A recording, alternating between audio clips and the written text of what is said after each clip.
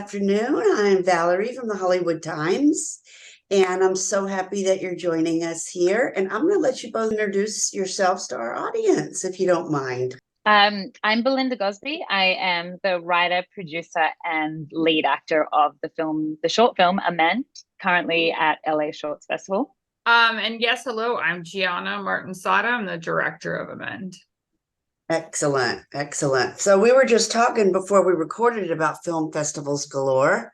So what do you both think about that? I mean, I've been asking all of the people that I've been interviewing if they've seen a difference. And some people say it might be COVID. Some people say, since COVID's over, do you see a difference in the world with film festivals? Want to go, Gianna? I think that I do think that some bigger festivals like Sundance had lower turnouts, I think, than they've ever had before in the last couple of years. And then of course their festival happens to be in January, and that's the time when people are nervous about flus and flu season. And there's also been this change about making things available online. Right. So now they have online tickets, and they have, this availability for people to buy and screen films online.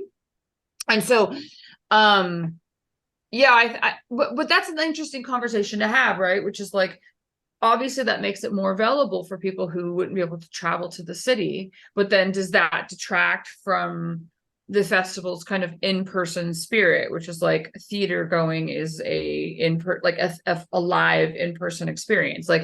I don't have the same experience in my living room with a movie than I do when I go to a theater. I'm gonna go see Barbie this week because I didn't want to get caught up in the big weekend that just happened. So I was I'm gonna go during the week, but I've got an outfit. I'm going as sporty.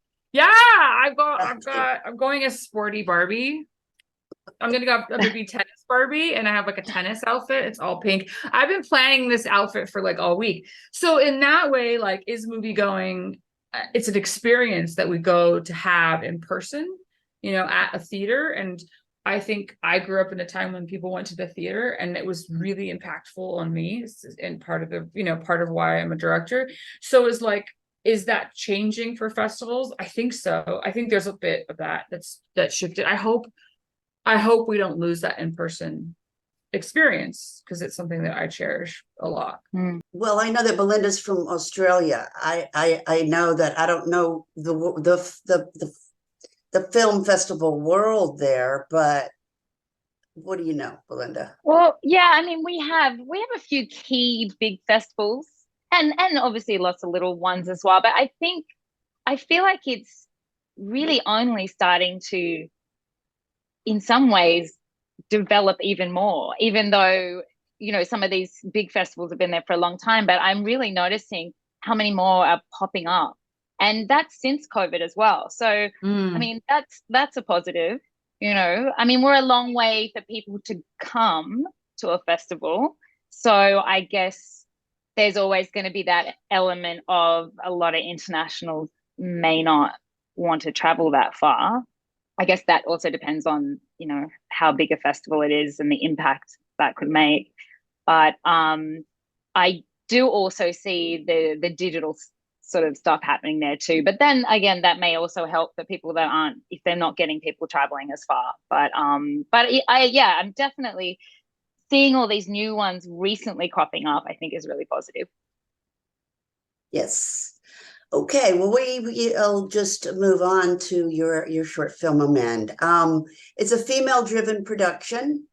How important in representation for women in the industry? Can you talk about that? Yeah, I mean, when I first set out with this film as a producer, it was really important for me I wasn't out to fill every role that way. But it was important to really see what women were out there and, who we could get. And I thought that was really exciting. So that's sort of where it started. And it's interesting how every little piece that came together, somebody had a friend to recommend or somebody else to recommend, and we just ended up getting these amazing women attached and attached and attached, and before we knew it, we're like, wow, look at our team, you know. It's making its debut at the LA Shorts, right? Yeah. Yeah. It's our premiere, which is kind of cool. Right. So it's very exciting. Why are films like this important, and what messages can viewers take away from the film? Yeah, sure. I think that like we had approached it from a perspective of like what PTSD and grief does to people, and how they are able to, I think as a society, we're told over and over, there's like a grieving period and then you get on with it, or like we're expected to kind of bounce back. And there's a lot of, I think even like with, we actually talked a lot about in this movie that there's like a lot of correlation with like veterans or people who've been in like wars and seen really, really horrific things and war and in combat. And then like now teachers and being in a school shooting or a shooting like this, like a shooting that's in like the public, you know, and is like similar to combat, and it has a lot of the same effects in the what happens to you afterward, and then the PTSD that you get after being in that kind of environment. What like noises suddenly do, and like how do you look at a room the same? Do you look at for the exit points? Like all of those things that we were discussing about what PTSD looks like for people who live through these type of combat environments, and how more and more of that expectation is for people to bounce back or for people to get over it. And I think it was applied to veterans for so long. You know, everyone just thinks that they're just going to be back to normal, and then it's clear that they're not. And then now, what does it look like in an increasingly gun heavy environment? Is that going to be for the rest of people who weren't even, you know, didn't even go through training to deal with it? And so that was how we approached the film in terms of like what we were thinking about a lot when we were making it. And maybe the questions that are left, you know, I always think that is the questions, what is the film asking you to interrogate within yourself and within society at large? And so those are those kinds of questions that we're asking, and we don't have the answers. I don't think anyone has the answers. If we all had answers, I think we wouldn't be asking the questions. And I think movie making is about asking the questions. But I do think that that's some of the questions that we interrogated, and those are the ideas we were interested in looking at, because I think it's just increased in its speed and frequency, and definitely in the US. And I think we also sort of talked about the labeling that gets thrown around, that to be the lucky one, you know, you're lucky, you survived. And I'm sure that happens to veterans as well. You came home, you survived, you're the lucky one. But it, you know, these people, these survivors don't feel particularly lucky in the suffering that they're going through. And I think that was an interesting parallel as well, you know. How does the shared trauma between the two main characters allow each of them to confront their grief? Yeah, it was interesting because the little boy is having a completely different experience, you know, but is like equally as like, you know, he's like housing insecure and food insecure and all these things. He doesn't have a really secure environment. He does not have a secure environment in which there's like an adult taking care of him and he feels safe. And in that way, Rachael, also the character Rachael, who's the lead and the woman, she also doesn't feel safe. And there's a lot of just feeling unsafe in any environment that you walk into. And so in this way, these two were like running parallel, and that they did not feel safe in the world that they suddenly found themselves in for different reasons. And what is safety, you know, and is it all of these things that are physical that we can point to, like my home and my family, or is it emotional? Is it something something a little bit less structured, you know, like more intangible? Is safety something that is a more elusive in that way? And so it was this idea that we had about about what safety was and about how we interpret safety for ourselves within our lives, and how children feel safe for different reasons, and adults, I think it's funny because adults are like the ones to provide the safety, and yet there's so many adults going through their lives don't feel safe and don't feel secure and don't feel taken care of and don't feel and have so much anxiety and stress from that. And now all these children are having all of this anxiety and stress, and it's like, is that because they're also feeling unsafe, and also are adults passing on that feeling of not being safe and secure in their environment to the children that they're with? And so we're like these, like, and Rachael can't help herself. She can't, it's not like she can lie to him and say she feels safe, and she has a hard time, I think, compensating for that. She doesn't know how to do, so many adults are overcompensating and they're saying, no, it's fine. And she can't say it's fine. And even in the end, she can't say it's fine. And I think that's like an emotional journey that happens that is a little more honest and harder to deal with that truth, which is like, it's really hard to say everything's fine when it's not. And then we're kind of putting band-aids on things that aren't really ready for a band-aid. And so, that, I think in that way they correlate with each other and they kind of mirror each other, and also makes it hard for the other one to get out of it. Do you know what I mean? Like, you seeing someone emotionally, right, mirroring you, and you're like, oh, this makes it really hard for me to not look at myself. And of course, that's what makes Rachael have so many things come up. And like, the more that you bury, the more that is coming up for her as she progresses through with him. So. No, those are very good points. I appreciate those facts yeah, I commend you on your film. I really, Thanks. I don't know if there's a whole lot more that you two would like to talk about. Come see it. Yeah. Yeah, if you're in town. Yeah. Oh, like, yeah. July 30th. We're screening at 5:30, which is closing night of the festival, which will be great because it's like going to go out with a bang, and we'll be there on the closing night. And it's playing it downtown at the Regal Cinema, which is always really fun to go downtown. I always forget when I go downtown. I'm like, it's such a great space.